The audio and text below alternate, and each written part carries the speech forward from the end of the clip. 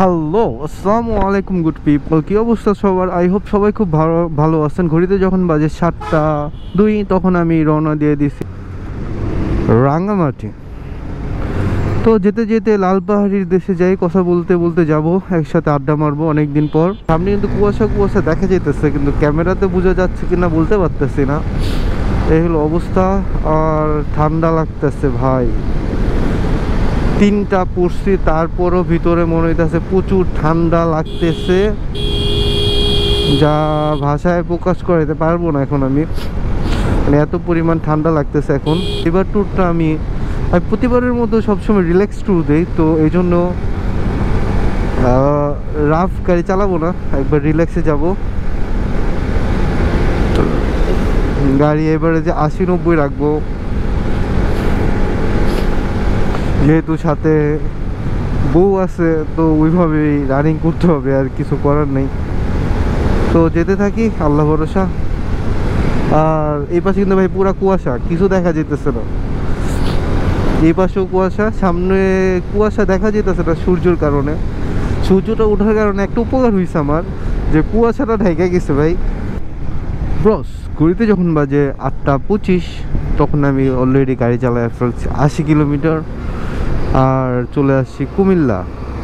তো এখন ছোটোখাটো একটা ব্রেক দিব, দেখি কই দিব। মিয়ামিতে বসে এক কাপ চা খাই, আর কারণ সকালে বাসা থেকে নাস্তা করে আসছি, এই জন্য তো পেন লাগতেছে না। মিয়ামিতে আপাতত এক কাপ চা খাবো, চা খেয়ে পরে যেখানে উঠছি সেখানে যাব, আল্লাহ ভরসা। আসসালামু আলাইকুম ভাই ব্রাদার, কি অবস্থা সবার? ঘড়িতে যখন বাজে 8টা 47, তখন আমরা চলে আসছি মিয়ামিতে। আর এখন আমরা যাচ্ছিল রাঙামাটির দিকে, বলতে পারি না কখন কি হয় না হয়, আল্লাহ ভরসা। আর এখন রানিং চলতে থাকি, দেখা যাক আর কত দূর যেতে পারি। আর রাস্তাঘাটের অবস্থা মোটামুটি ফাঁকাই, হরতাল যেহেতু, আজকে হলো বৃহস্পতিবার, তো দেখা যাক কি হয়। তো এই হলো আপাতত অবস্থা। তো চলতে চলতে আরও কথাবার্তা হবে, কোনো প্যারা নাই। আর সকালে যেহেতু নাস্তা করে আসছি, সেই জন্য এখন ক্ষুধাটা লাগেনি, হালকা পাতলা চা খেলাম, তারপর পরে দেখা যাক। তো চলতে থাকি, চলেন।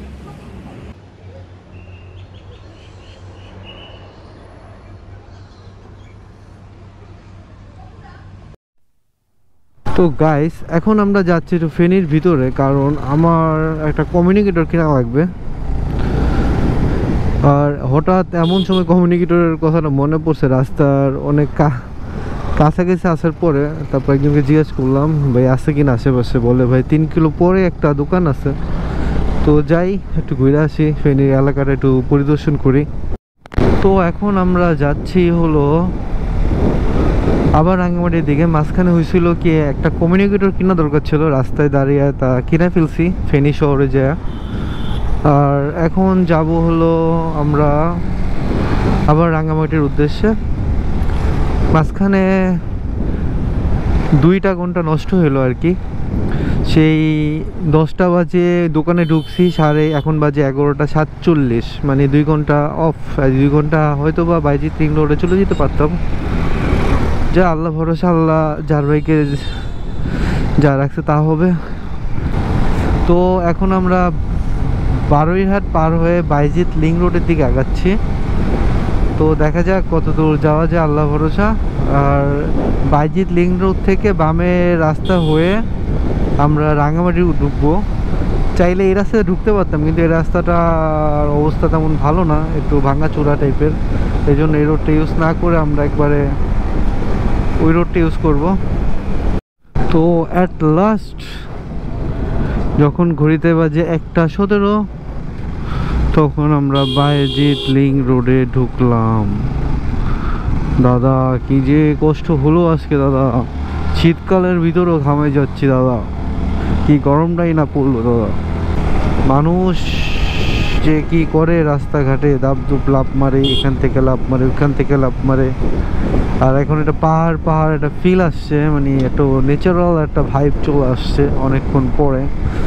মানে কি যেন ভালো লাগতেছে এখন। এতক্ষণ পুরো একটা জনবহুল গাড়ি ঘোড়ার মাঝে সাউন্ড নিয়ে খুব প্যারাই ছিলাম, বাট এখন ফিল বেটার বিফোর। তো প্যারা নাই, যাচ্ছি যাই। আর ট্যুরটা মোটামুটি রিল্যাক্স হচ্ছে, কিন্তু 2টা ঘন্টা নষ্ট করে ফেলার কারণে একটু ঝামেলা লাগতেছে, নয়তো ট্যুরটা আরও রিল্যাক্স করতে পারতাম, ব্যাপার না। এই হলো অবস্থা। আর 2 পাশে পাহাড় আর মাঝখানে আমরা যাচ্ছি। এই আরেকটা অন্যরকম একটা অনুভূতি আর কি, এটা ভাষায় প্রকাশ করার মতো না। যা হতে থাক আমাদের আর কি।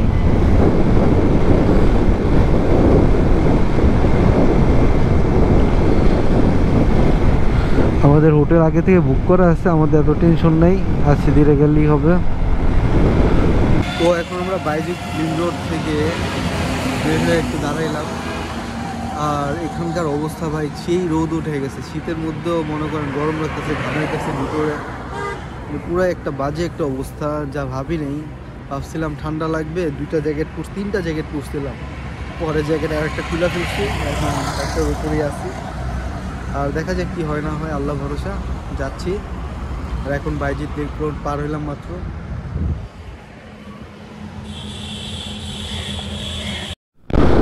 ও সো এখন আমরা চলে আসছি অলরেডি রাঙ্গুনি হাইওয়েতে। আর এখন যাব আমাদের ডেস্টিনেশন তো রাঙ্গামাটি, সবাই জানেনি। তারপর এখন আমরা আছি রাঙ্গামাটি হাইওয়ে, এটাকে বলে চিটাগাং রাঙ্গামাটি হাইওয়ে। একটু ঘুরে আসছি অবশ্য, কারণ ভিতরের রাস্তাটা একটু চাপা, তাই আমি বাইজিৎ লিং রোডটা ইউজ করছি। আর যদি আমি বারোইহাট ইউজ করতাম তাও যেতে পারতাম, কিন্তু বারোইহাটের রাস্তাটা অনেক ভাঙাচোরা। এর আগেও সাজেক গেছে 2 মাস আগে, তখনও দেখছি যে ভাঙাচোরা, এই জন্য ওই রাস্তাটা অ্যাভয়েড করে এই রাস্তা দিয়ে একবারে টাইনার জন্য চলে যাবো আর কি। তো এখন বলতে গেলে আর 60 কিলোর মতো বাকি আমাদের। আর অলমোস্ট আমরা বাইক চালাইছি হলো কত কিলোমিটার দেখা যাইতেছে না তো, 235 কিলোমিটারের মতো আর কি। অলমোস্ট টোটাল 300 কিলোমিটার ঢাকা থেকে, মানে আমার বাসা থেকে সেই রাঙামাটি। তো এখানে রাউজান আমাদেরকে ওয়েলকাম জানাইছে, স্বাগত। রাউজান উপজেলা, এটা রাঙ্গামাটির একটা উপজেলা আর কি, রাঙ্গামাটি জেলার একটা উপজেলা হলো এটা রাউজান। এর আগেও আসছিলাম। আর এখানে আসলে আপনি কিছু দেখেন আর না দেখেন, পিঙ্ক কালার একটা ব্যাপার স্যাপার পাবেন। মানে এখানে ম্যাক্সিমাম পিঙ্ক কালার দেখছেন, খেয়াল করেন, মানে বিল্ডিংগুলো পিঙ্ক কালার দিয়ে আমাদেরকে স্বাগতম করে আর কি। এটা হলো রাঙ্গামাটির একটা অন্যরকম ঐতিহ্য, ভাল লাগে। আর এই রাস্তাটা দেখেন দাদা, অস্থির রাস্তা, অস্থির। গাছগুলা পুরা আমাদের ছায়া দিয়ে নিয়ে যাচ্ছে, কি যে বলবো দাদা। এখানে আসলেই মনটা ভরে যাচ্ছে। সারাদিন যে 6-7 ঘন্টা যে বাইক চালায় আসছি, এখানে আসার পরে গাছগুলো আমাদেরকে স্বাগতম জানাচ্ছে। এই স্বাগতম দেখে আমার মনের কষ্ট সব চলে গিয়েছে, ভালোই লাগতে আছে। এইটুক দেখার পরে যতটা না শরীরে ক্লান্তি ছিল সব চলে গিয়েছে, এখন আবার নতুন করে সতেজ হয়ে যাচ্ছি। আর ফ্রেশ একটা এয়ারের স্মেল পাচ্ছি, এটা হলো একটা বড় শান্তি। তো আলহামদুলিল্লাহ খুব ভালোভাবে আসছি। তো দাদা এখন আমরা চলে আসছি অলরেডি রাঙ্গামাটি সেই মেইন জায়গায়, আস্তে আস্তে ঢুকতেছে ভিতরে, ঢুকতেছে আর ভালো লাগতেছে, যত ভিতরে ঢুকবি ততই ভালো লাগবে। এরকম একটা সুন্দর রাস্তায় চলে আসছি আমরা অলরেডি। আর কি বলবো দাদা, কিছু বলার নেই দাদা, অস্থির একটা অবস্থা। আর কাপ্তাই আর মাত্র মনে হয় 10 থেকে 15 কিলোমিটার। আর আমরা পাহাড়ি একটা ফিল নেওয়া শুরু করছিলাম, কিন্তু নেওয়ার আগে একটা ভাঙ্গা এসে আমার বলে এই আসতে যা। আচ্ছা ঠিক আছে, এখানে অনেক আঁকাবাঁকা রাস্তা, কিন্তু একটু ঠান্ডা মাথায় চালাইতে হবে। আর আমরা এখন আছি ওই এখানে, কিন্তু রাস্তাগুলোর অবস্থা আগে যখন আসছিলাম তখন রাস্তাগুলা অনেক ভালো ছিল, এবার দেখি রাস্তাগুলোর অবস্থা একটু ভাঙাচোরা। তো এখন আমরা চলে আসছি একবারে পাহাড়ের একটা ফিল নেওয়ার জন্য। আর এখানে সেই লেভেলের পাহাড়ের মজা, আর এই মজাটা ভাই অন্য জায়গায় মনে পাওয়া যাবে না, এই জন্যই বারবার এখানে চলে আসি। একটু ঢাল থাকে, একটু নিচা উঁচা ভাল লাগে। আর আমরা আমাদের রিসোর্টে যাচ্ছি। রিসোর্টের নামটা বরগাং রিসোর্ট।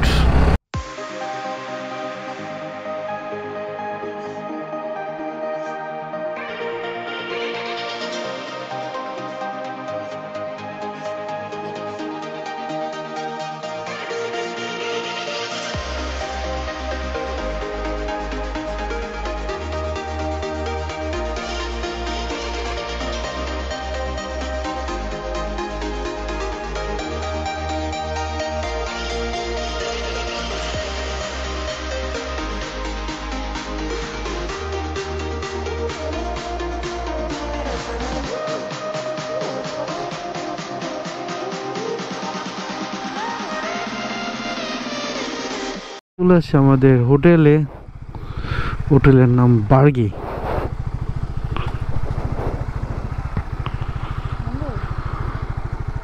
ঘড়িতে যখন বাজে 5:13 তখন আমি চলে আসছি আসাম বস্তি। আর এই হলো তার সৌন্দর্য, চারপাশে মেঘ আর মাঝখান দিয়ে একটা ব্রিজের মতো। এটাই সে আসাম বস্তি, যা মানুষ রাঙামাটি আসলে ঘুরতে আসে মাছ দিয়ে। তো আপনারাও আসবেন ঘুরতে, ভালো লাগবে। প্লেসটা অনেক সুন্দর।